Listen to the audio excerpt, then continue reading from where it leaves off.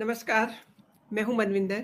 आप सभी राष्ट्रवादियों का एमबीएन नेटवर्क में बहुत स्वागत है। मेरे साथ आप देख रहे हैं जुड़ चुकी हैं नंदिता मिश्रा जी। इनसे जानते हैं कि पंजाब में क्या चल रहा है, क्योंकि दिल्ली हारने के बाद और दिल्ली वालों के दिलों से उतरने के बाद अरविंद केजरीवाल अपनी पूरी टीम के साथ पंजाब पहुंचे हुए हैं। वैसे भी वो अपने एक खास मकसद से वहां गए हुए हैं और लगातार उनका पंजाब की सरकार में दखल जारी है। नंदिता जी, बहुत स्वागत है आपका शो में। नमस्कार। नमस्कार मनविंदर जी, आपको और आपके सभी दर्शकों को मेरा जय श्री राम, वंदे मातरम और बहुत बहुत प्रणाम। नंदिता जी, पंजाब में नशे के विरुद्ध अभियान चल रहा है, लेकिन इसी बीच अब एक और खबर आ रही है कि अरविंद केजरीवाल एक बहुत बड़े लेवल पे, मतलब पेरेंट टीचर्स मीटिंग जो होती है, हम भी बहुत लंबे अरसे से देख रहे हैं, लेकिन शायद से ये जो पेरेंट टीचर मीटिंग होने वाली है एक सभा के रूप में होने वाली है। मतलब मैं बड़ी हैरान हूं जब से मैंने ये सुना है, और उसमें मनीष सिसोदिया को फेस बनाया गया है। क्या है ये सब? इसके आई मीन राजनीतिक मायने क्या है? क्योंकि दिल्ली में भी इन्होंने बड़ा ढोल पीटा अपने शिक्षा मॉडल का, जिसकी अब कैग रिपोर्ट में कुछ और ही कहानी निकल के आ रही है। नंदिता जी। मनविंदर जी, मैं और आप जब भी सोचते हैं कि थोड़ा सा हम लोग रेस्ट करेंगे और अरविंद केजरीवाल को टच नहीं करेंगे, ये बंदा कुछ ना कुछ ऐसा काम कर देता है कि हमको अल्टीमेटली बैठ करके इसको मतलब एक क्या स्क्रूटनी करनी पड़ती है इसके एक एक एक्शन की, इसके एक एक जो बोलता है उस चीजों को लेकर के। और इसका दिमाग जो है ना वो ऐसे ही चलता है ना कि मतलब मुझे लगता है कि जब संविधान बना था ना तो उस समय उन लोगों ने जिन्होंने संविधान बनाया था उन्होंने सोचा भी नहीं होगा कि भारत की राजनीति में किस तरीके का नमूना आ जाएगा, पैदा हो जाएगा एक नमूना जिसकी काट निकालना जो है मुश्किल होगा और हमारे और आपके जैसे यूट्यूबर्स को ये बिजी कर देगा डेली। क्योंकि मेरे ख्याल से हम लोग डेली एक एक करके इसका वीडियो बनाते चले जा रहे हैं। देखिए, अरविंद केजरीवाल ने तो एक चीज बिल्कुल लिखी हुई चीज है मनविंदर जी, कि अरविंद केजरीवाल ने अपने आप को आम आदमी पार्टी का लाइफ लॉन्ग बॉस जो डिक्लेयर कर दिया है। चाहे वो शी जिनपिंग जैसे हैं या फिर पुतिन ने जिस तरीके से कहते हैं कि भाई एज लॉन्ग एज हम जिंदा हैं, हम जो है इस पार्टी के हम बॉस ही हम बने रहेंगे, बाकी सारे लोग मेरे को सेक्रेटरी फॉलो मी वाला काम करेंगे।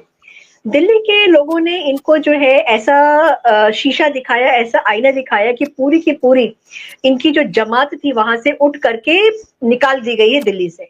अगर हम सिर्फ बात करते तो एक्सेप्ट आतिशी मारलीना, सब लोग वहां से निकल के जा चुके हैं। और जो गंद उन्होंने पंजाब में फैलाई, दिल्ली में फैलाई थी, उसी गंद को लेकर के वो पंजाब में अब उनकी एंट्री हो गई है और वहां पे जो एक्शंस और रिएक्शंस हो रहे हैं वो हमको दिख रहे हैं। अभी आपने जैसे बताया कि पेरेंट टीचर्स मीटिंग वहां पे सभा की तरह ऑर्गेनाइज की जा रही है। मतलब देखिए, अरविंद केजरीवाल कुछ भी करेंगे ना वो तो लार्जर देन लाइफ ही करेंगे। वो उनकी जो होर्डिंग्स भी लगती है ना वो लार्जर देन लाइफ होती है, उनके जो एडवर्टाइजमेंट्स होते हैं वो लार्जर देन लाइफ होते हैं। मतलब हम पक जाते हैं टीवी के सामने बैठ करके और लगातार दनादन दनादन अरविंद केजरीवाल और या फिर पंजाब के जो एड्स आते रहते थे। तो अरविंद केजरीवाल अगर एक सभा के रूप में पेरेंट टीचर्स मीटिंग करने जा रहे हैं तो ये कोई बहुत बड़ी बात नहीं है, बिकॉज इट इज एक्सपेक्टेड। हाँ, मनीष सिसोदिया जो एक फेल्योर है, जो दिल्ली से फेल हो करके वो आया है अपने, उसको लगता है कि हम प्रमोट हो गए हैं, प्रमोशन के उसमें वो आया हुआ है पंजाब में। और एजुकेशन का वो मॉडल जो दिल्ली में खड़ा किया था उसी तरीके के मॉडल जो है लेकर के वो पंजाब में आ रहे हैं।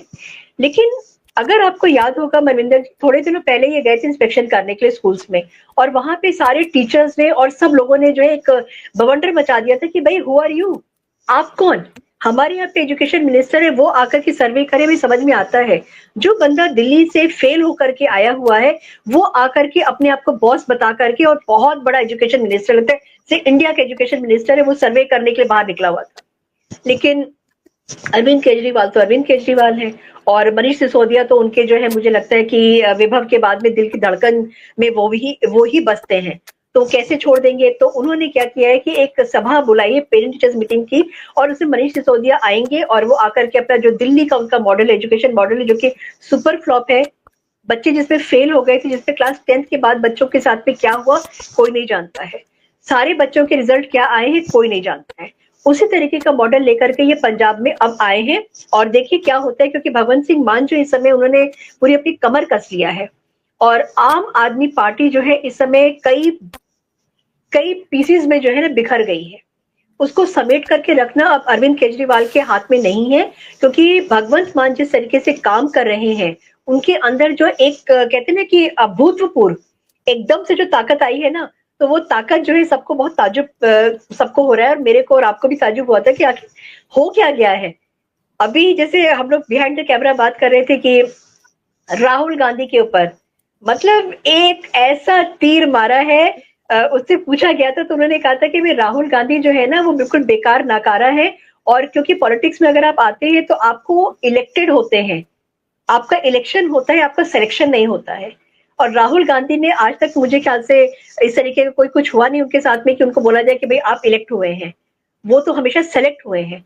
तो राहुल गांधी के ऊपर उनका एक ऐसा तीर उन्होंने घुमाया है ना कि राहुल गांधी भी तिल मिलाकर मेरे ख्याल से बैठे हुए कि अरे ये क्या हो गया, ये तो बंदा हमारे अंडर में रहता था और आज ये इस तरीके से कैसे बात कर रहा है और अब मेरे लिए इतनी बड़ी बड़ी बातें वो बोल रहा है। जी मनिंदर जी। नंदिता जी, ये बात तो आपने बहुत बढ़िया कही है, लेकिन मेरा एक सवाल और भी है। ये जी जो अब सिचुएशन बन रही है, इसमें कई सारे सवाल खड़े हो रहे हैं।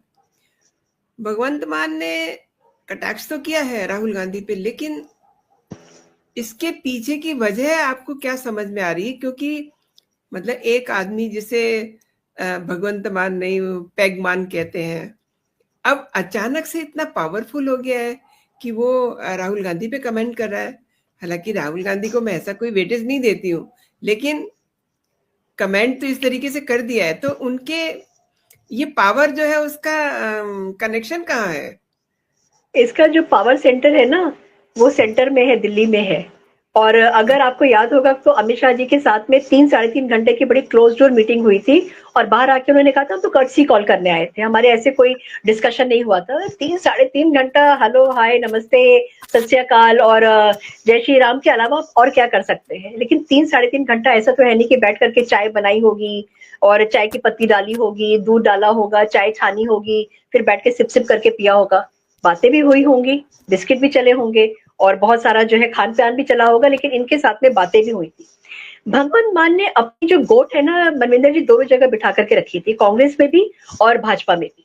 मतलब उनके साथ में ये था कि किसी भी तरफ ये जा सकते हैं, अगर इनको जो सूट करेगा, अगर कांग्रेस में रहना सूट करेगा तो राहुल गांधी के पास चले जाएंगे और नहीं से भाजपा में आ जाएंगे। ऑफ लेट कुछ तो ऐसा हुआ है जो भगवंत मान को इतना ज्यादा ताकत मिल गई है और उन्होंने डिसाइड कर लिया ओपनली, जिसको कहते हैं खुले आम ऐलान कर दिया कि भाई Rahul Gandhi and Congress go to help, मेरे को कोई फर्क नहीं पड़ता। क्योंकि राहुल गांधी के लिए इस तरीके की बातें बोलना हिंदुस्तान की पॉलिटिक्स में आज भी एक हिम्मत की बात होती है, और वो हिम्मत बहुत कम लोगों में है। और अगर भगवंत मान ने ये चीज बोला है तो आप ये मान के चलिए, बी श्योर ऑफ दिस कि मतलब ये जो ताकत है इनको नहीं दिल्ली से मिली है, अमित शाह जी की तरफ से ताकत मिली। और अमित शाह जी जो है ना वो एक चाणक्य है, उनको पता है कि चेकमेट कैसे किया जाता है, उनको पता है कि शह और मात कैसे की जाती है। पहले तो बड़े आराम से लोगों को लगता है कि हाँ शायद अमित शाह जी हार रहे हैं या अमित शाह जी कुछ नहीं कर पाए हैं, भगवंत सिंह जीत गया है या अरविंद केजरीवाल का दिमाग इतना तेज है कि वो जीत गया।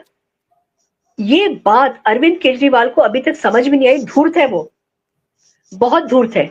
लेकिन उस धूर्त पने के भी ऊपर एक जन है जिनका दिमाग जो है सुपर रॉकेट की तरह चलता है, अमित शाह जी का। तो भगवंत मान को जो ताकत मिली है ना वो यहीं से मिली है। और भगवंत मान जी ने पता क्या किया, एक काम और किया है जो कि अरविंद केजरीवाल को बिल्कुल नहीं पसंद है। उन्होंने क्या किया है कि जो कमिश्नर और जो एसपी रैंक के जो ऑफिसर्स हैं उनका ट्रांसफर कर दिया है। उनका जो ट्रांसफर किया है वो बिना अरविंद केजरीवाल के बताए हुए किया है। और एक चीज में मार्क करने वाली बात है कि कमिश्नर और एसपी रैंक के जो ऑफिसर्स होते हैं they are under the control of central government. तो ये जो हिम्मत आई है ट्रांसफर करने की, तो ताकत उनको बॉर्नविटा वाली जो ताकत है वो तो उनको अमित शाह जी ने दी है ना वहां से, तभी तो उन्होंने हिम्मत किया और अरविंद केजरीवाल के विशेष के अगेंस्ट पे जाकर के लोगों का ट्रांसफर किया है उन्होंने। तो बहुत बड़ा खेला हो रहा है, बहुत बड़ा खेल खेला जा रहा है वहां पे। और मुझे लगता है कि अरविंद केजरीवाल हमको बैठने नहीं देगा। हम अभी लगातार पूरा साल मुझे लगता है वीडियोस बनाते रहेंगे। आपने सही कहा और बहुत बड़ी बात की है कि उनके पीछे अमित शाह जी का हाथ है, मतलब अज्यूम किया है ऐसा। लेकिन एक और बात है, ये जिस तरीके से लगातार आए दिन बहाने ढूंढते रहते हैं, उनका मंगलवार को भी एक सभा हुई लुधियाना में, तमाम सारी बातें उन्होंने वहां भी कही, लेकिन डू यू थिंक कि मतलब ये सही कर रहे हैं? आई मीन ये लोकतंत्र का हर समय हल्ला मचाते हैं, दुहाई देते हैं, लेकिन ये एक तरह से एक चुनी हुई सरकार में अड़ंगे लगा करके क्या ये लोकतंत्र का अपमान नहीं कर रहे हैं? देखिए, इन लोगों का जो काम है ना, ये लोग सिर्फ कॉन्स्टिट्यूशन या संविधान का जो है ना, एक इन लोगों के लिए सिर्फ एक शब्द है, इन लोगों के लिए एक वर्ड है कॉन्स्टिट्यूशन या संविधान। ये लोग हर बात पे, हर कदम कदम पे संविधान की धज्जियां उड़ाने में पीछे नहीं हट रहे, और ये लिटरली मुझे लगता है चैलेंज करते हैं कि देखो हम ये काम करने जा रहे हैं, जो करते बनता है वो कर लो, है ना। इस तरीके का इन लोगों का ये एटीट्यूड हो गया है। और अरविंद केजरीवाल, जो अभी आपने कहा कि चुनी हुई सरकार, पता है क्या है, अरविंद केजरीवाल ने सबके ऊपर अपना एक इस तरीके का रुतबा बना के रखा है कि मैंने तुम्हारे पर एहसान किया है। जैसे उन्होंने राघव चड्ढा को बोला था कि तुम इसकी राज्यसभा की सीट छोड़ दो, क्योंकि हमने तुम्हारे पर एहसान किया है कि हम तुमको राज्यसभा लेकर के आए हैं। आतिशी मार्लेना के ऊपर भी इन्होंने ये दिखाया है कि हमने एहसान किया है कि हमने तुमको जो सीएम बनाया है, और वो सीएम जो कभी सीएम की कुर्सी पे बैठ ही नहीं सकी, वो सीएम जो बगल में बैठती थी और वो चरण खड़ाऊ वगैरह रख करके जो रामायण का जो एक वो था पाठ था, उसकी तरह दिखाने की कोशिश की गई है। आतिशी मार्लेना ने जो एक वो जेल वाली जो फीलिंग थी ना, वो कैसे उसने दिखाई अपनी, जब वो जीती हैं, जीत करके जिस तरीके से गाड़ी के ऊपर खड़े होकर उन्होंने डांस करके उन्होंने भी धता बताई है अरविंद केजरीवाल को कि देखो मैं पार्टी में हूँ, मेरे को अपने अंडर में दबा करके रखा है, मेरे को सारा ऑर्डर दिया था, लेकिन फिर भी आज मैं जीती हूँ तो मैं जश्न मनाऊंगी। वो भी एक बहुत बड़ा चाटा था मुझे लगता है अरविंद केजरीवाल के गाल के ऊपर, जो उनकी अपनी खुद की पार्टी के मेंबर ने उनके ऊपर लगाया था। चुनी हुई सरकार की जहां तक बात है पंजाब में, तो भगवंत मान को भी इन्होंने हमेशा दबा करके रखा था, ये सोच करके भगवंत मान का जो एक इमेज थी। देखिए, अरविंद केजरीवाल ने भगवंत मान की जो बेवड़ा वाली जो इमेज थी ना, या पग मान की जो इमेज, कभी ब्रेक करने की कोशिश नहीं किया। मीडिया ने बोला, लोगों ने बोला, लेकिन कभी भी अरविंद केजरीवाल ने एक्टिवली इस चीज को आके नहीं बोला कि भाई वो चीज आप छोड़ दीजिए, आप ये देखिए कि पंजाब किस तरीके से वो चला रहे हैं। दिल्ली हारने के बाद में जब ये पंजाब आए हैं, तो आके इनकी लैंग्वेज आपने देखी है, हमारी सरकार, हमारी सरकार। अरे आपकी सरकार कहां से हो गई? वहां पे पंजाब की सरकार है, भगवंत मान सिंह की सरकार है। अगर पीएम मोदी जो है आके योगी जी को बोले कि योगी ने ये सारा काम किया तो हमारी सरकार ने किया है, तो वो जो मेच्योरिटी है, वो मेच्योरिटी की कमी जो है अरविंद केजरीवाल में है, या फिर वो आदमी अपने आप को दुनिया में सबसे महान, सबसे बड़ा, सबसे ज्यादा पढ़ा लिखा और सबसे जैसे कहते हैं सबसे बड़ा पॉलिटिशियन अपने आप को समझता है कि उसकी कोई काटे नहीं है। तो आकर के आप अपने ही सीएम को आप इंसल्ट कर रहे हो और आप कह रहे हो हमारी सरकार, तो ये धज्जियां तो उड़ाना हुआ है। लेकिन मुझे लगता है कि कहा कि कई मौकों पे भगवंत मान की कहना चाहिए कि सरेआम बेइज्जती की है। अब जब हारे थे ये लोग, दिल्ली हारे थे, तो इन्होंने कपूरथला हाउस में मीटिंग की थी। वहां पर देखिए केवल 2 मिनट बोले, केवल 2 मिनट के लिए पूरी कैबिनेट को दिल्ली बुलाया। तो ये क्या अच्छा लगा होगा भगवंत मान को? देखिए, ये पूरा ना पैसे की कोई इनको कीमत नहीं है, क्योंकि पैसा इनके लिए मतलब है कि मैं अपनी पावर दिखा सकूं, मैं अपना स्टेचर दिखा सकूं। तो उन्होंने सिर्फ 2 मिनट ले सबको बुलाया दिल्ली में, जाने को ये भी जा सकते थे, लेकिन उसमें क्या होता है ना, फिर इनकी ये कैसे दिखाती कि मेरी अथॉरिटी है। उन्होंने वो अपनी अथॉरिटी दिखाई कि मैं ही सर्वे सर्वा हूं। तो मेरे एक कॉल पे पूरी की पूरी कैबिनेट उठ करके दिल्ली आई है, भले ही वो 2 मिनट ले आई है या एक अटेंडेंस लगा के साइन करके चली गई है।